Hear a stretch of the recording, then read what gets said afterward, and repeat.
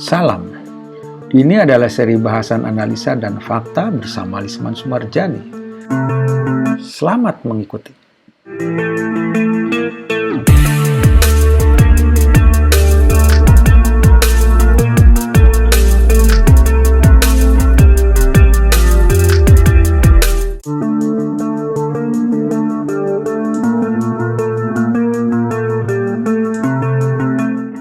Virus corona jenis SARS-CoV-2 yang menjadi penyebab COVID-19 diketahui telah mengalami ribuan mutasi. Mutasi ini terjadi seiring dengan perkembangan dan penyebaran COVID-19 yang telah menjangkiti sekitar 213 negara dan wilayah di dunia. Mutasi juga merupakan kondisi di mana virus tersebut mengalami perubahan pada materi genetik virus. Mutasi menjadi hal yang wajar dan bisa terjadi karena banyak sekali faktor pendukungnya. Bisa jadi berupa genetik ras, keturunan, patogen, atau mikroorganisme penyebab penyakit lain di dalam tubuh, dan lain sebagainya. Mutasi yang terjadi pada virus merupakan upaya penyesuaian atau adaptasi yang dilakukan virus untuk dapat bertahan hidup di sekitar inangnya atau reseptor dalam tubuh manusia.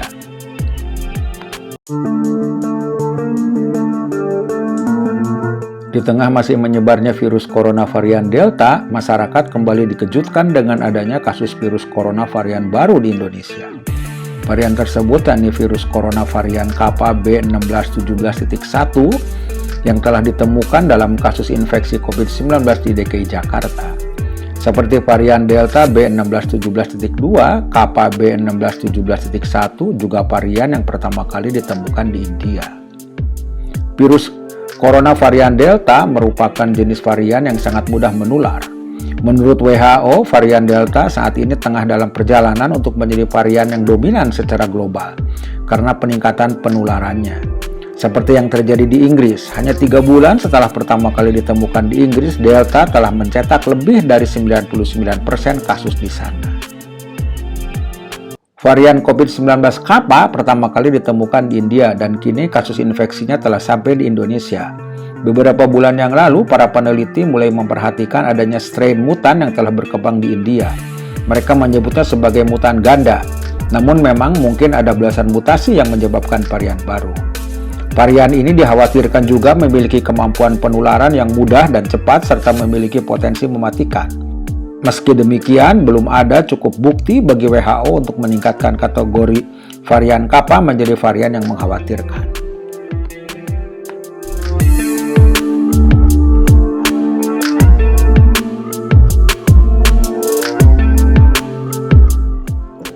Pada kesempatan ini, saya ingin membahas perihal uji tes COVID yang sering membuat heboh di media.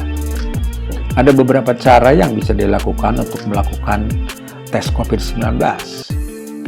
Yang pertama, rapid test antibody. Rapid test antibody adalah jenis pemeriksaan yang paling banyak dipilih. Selain harganya yang cukup terjangkau, tes ini tergolong praktis, bisa dilakukan di mana saja dan tidak membutuhkan waktu yang lama untuk mendapatkan hasilnya. Sampel yang dibutuhkan untuk rapid test antibody adalah darah yang bisa diambil dari area jari atau pembuluh darah di bagian siku. Rapid test umumnya hanya membutuhkan waktu 15-20 menit untuk mendapatkan hasilnya. 2. Rapid test antigen. Rapid test antigen terbilang jenis tes yang paling baru di Indonesia. Bedanya dengan rapid test antibody, tes ini langsung mendeteksi antigen virus COVID-19 dalam sampel. Virus COVID-19 yang masuk ke dalam tubuh dianggap sebagai antigen oleh sistem kekebalan yang bisa terdeteksi dengan melakukan pemeriksaan rapid test antigen. Bisa dibilang rapid test antigen lebih akurat dari rapid test antibody karena langsung mendeteksi keberadaan antigen COVID-19. Perbedaan lainnya adalah sampel yang digunakan. Rapid test antigen mirip dengan PCR.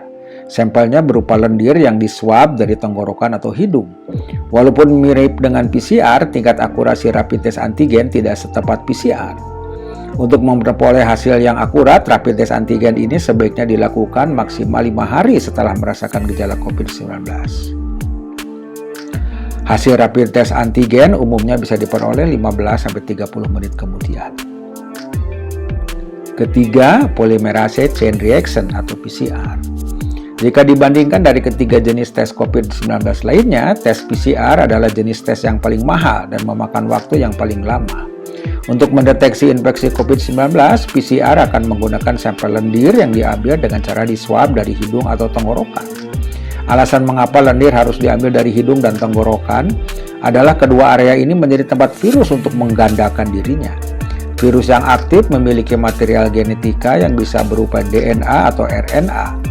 Pada kasus COVID-19, material genetiknya adalah RNA. Material ini kemudian diamplifikasi dengan RT-PCR agar bisa dideteksi. Untuk mendapatkan hasilnya, sampel harus melalui dua proses, yaitu ekstraksi dan amplifikasi. Proses inilah yang membuat PCR lebih mahal dan memakan waktu lebih lama. Swab dahak di area tenggorokan dan hidung biasanya tidak memakan waktu lebih dari 15 detik. Namun pengujian sampelnya bisa memakan waktu 2-3 hari. Tes molekuler atau TCM. Ini adalah tes yang paling jarang terdengar. Tes cepat molekuler sebenarnya adalah tes yang sering digunakan untuk mendiagnosis penyakit tuberkulosis atau TB. Sampel yang dibutuhkan untuk tes ini adalah dahak dengan amplifikasi asam nukleat berbasis cartridge. Kemudian virus SARS-CoV-2 akan diidentifikasi RNA-nya menggunakan cartridge khusus. Hasil tes ini terbilang cukup cepat, yakni bisa diketahui kurang lebih dalam waktu 2 jam.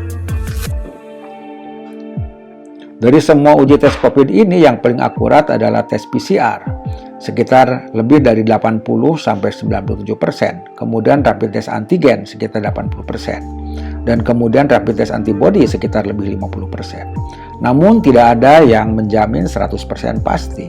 Akibatnya bisa saja terjadi kesalahan. Disebut sebagai reaktif atau positif padahal sebetulnya tidak. Itulah sebabnya perlu adanya isolasi. Bila memang benar-benar positif, maka gejala terkena virus COVID-19 bisa mulai muncul. Walaupun ada juga gejala yang tidak muncul. Itulah sebabnya mengapa kemudian perlu diuji tes lagi.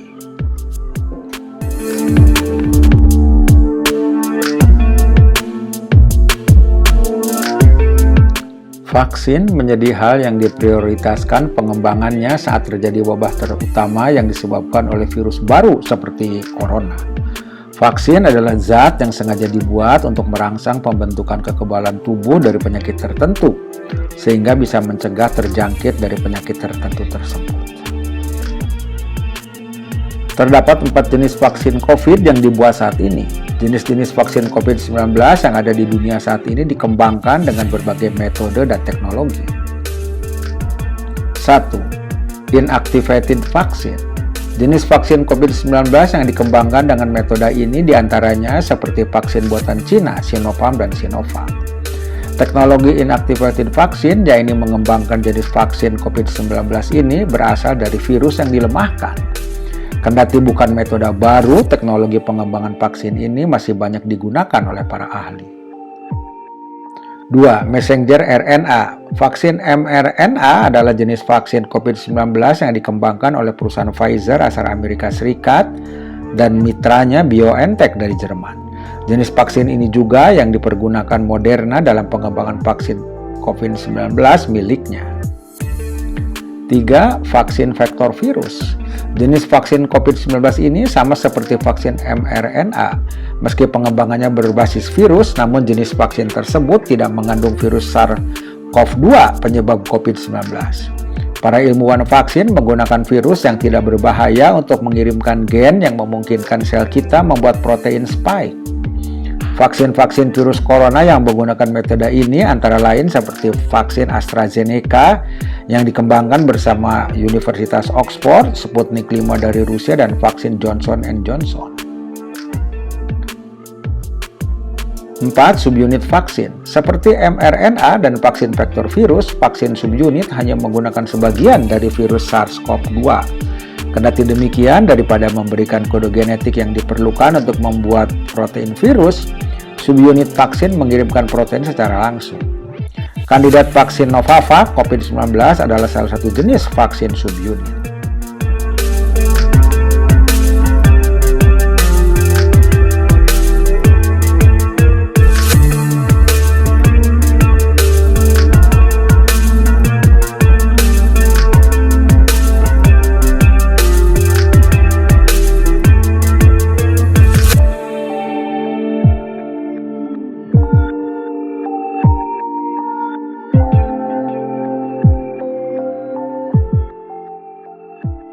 Berdasar tabel, terlihat bahwa efikasi vaksin, artinya uji di laboratorium, itu tidak ada yang sampai 100%, apalagi efektivitas uji sesungguhnya di lapangan.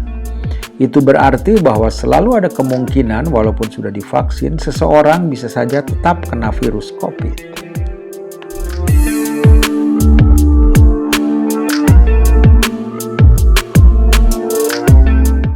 Menurut Menteri Kesehatan Budi Gunadi Sadikin, perkiraan herd immunity Indonesia akan tercapai di bulan Oktober 2021.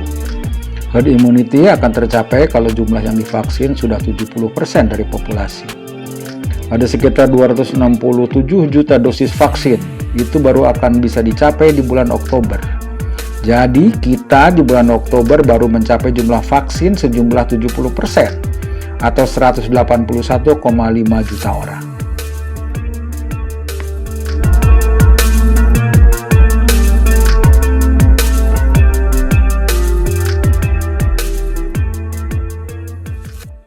Sampai jumpa di seri selanjutnya. Kami hadir mingguan secara rutin. Silahkan subscribe agar Anda tidak ketinggalan dari analisa dan fakta kejadian di sekitar kita. Salam.